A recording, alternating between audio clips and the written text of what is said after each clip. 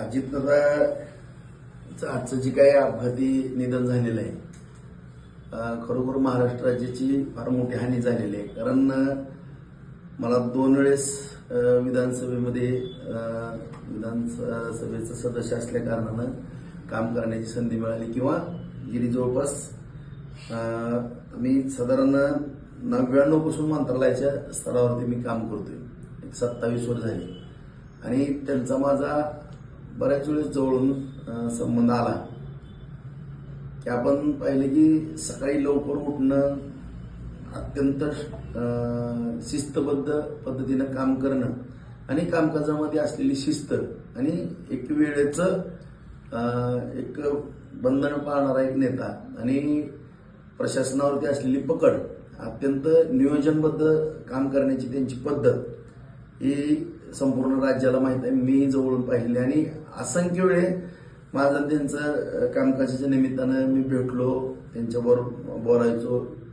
असंख्य वेळेस आमचे संपर्क झाला की काम, परंतु कुठलंही त्यांनी राजकारण वगैरे न आणता या ठिकाणी तालुक्याच्या बाबतीमध्ये ज्या वेळेस काही गरज पडेल आपल्या तालुक्याला त्यावेळेस त्यांनीही त्यांच्या परीनं मदत करण्याचा प्रयत्न केला. आता मी वेळोवेळी भाषणामध्ये सुद्धा सांगितलं की दादांचे आमचे सुद्धा चांगले सलोख्याचे संबंध त्या ठिकाणी होते.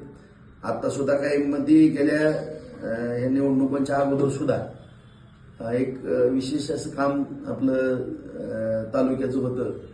त्या कामाकरता सुद्धा मला स्वतः 2 PA बरोबर देऊन त्या 2 PA माझ्यावर तासभर होतं एका विशिष्ट अशा तालुक्याच्या आपल्या हिताच्या कामाकरता. म्हणजे अशा पद्धतीनं एक राजकारणाच्या पलीकडे जाऊन काम करणारं व्यक्तिमत्व या राज्यातनं एक निघून गेलेलं आहे. ही अत्यंत दुःखद बाब आपल्या सर्व महाराष्ट्र राज्याच्या दृष्टिकोनातून आहे.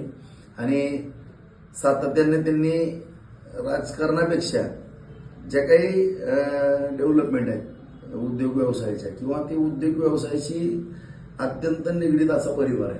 आणि दादांनी सुद्धा जे उद्योग उभा केले किंवा उद्योग नगरी त्या ठिकाणी निर्माण केली की बरोबर राजकारण तर असतंच, पूर्वी होतं, आजही आहे आणि उद्याही राहणार आहे. परंतु आपल्याबरोबर काम करणारा कार्यकर्ता किंवा त्या राज्यातील जनता असेल किंवा त्या भागातील जनता असेल, त्यांच्या उपजीविकेची साधनं निर्माण केल्याशिवाय ह्या सगळ्या गोष्टी खऱ्या अर्थानं घडू शकत नाहीत किंवा सगळ्यांच्या कुटुंबाची जबाबदारी व्यवस्थितपणानं पार पाडल्याशिवाय खऱ्या राजकारणाला अर्थ नाही. ही त्यांच्या नेमकी सातत्यानं आम्हाला जाणवायची ती गोष्ट.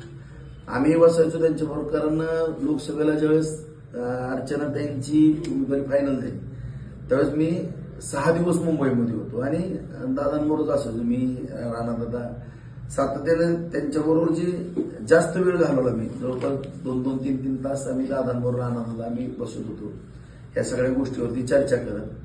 आणि चर्चा करत असताना त्यांच्या ज्या काही मनातल्या भावना होत्या त्या आमच्याबरोबर मनमोकळेपणानं गप्पा मारत मारत सांगायचे की मी असं केलेलं आहे, मला असं करायचंय. मी काही गोष्टीचं मार्गदर्शन सुद्धा आम्हाला योग्य त्या ठिकाणी लाभलंय असं म्हणायला काही हरकत नाही.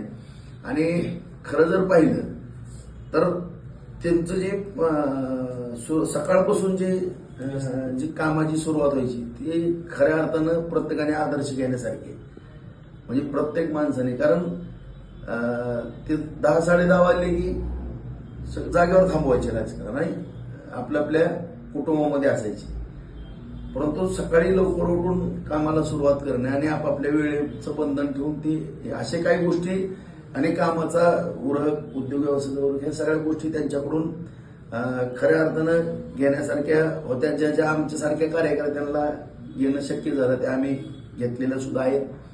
आणि असा एक चांगल्या पद्धतीनं राज्याचं कामकाज पाहणारा एक नेता या ठिकाणून गेला. त्यांना मी माझ्या वतीनं, या बार्शी तालुक्याच्या वतीनं, माझ्या राऊत कुटुंबाच्या वतीनं भावपूर्ण श्रद्धांजली अर्पित करतो.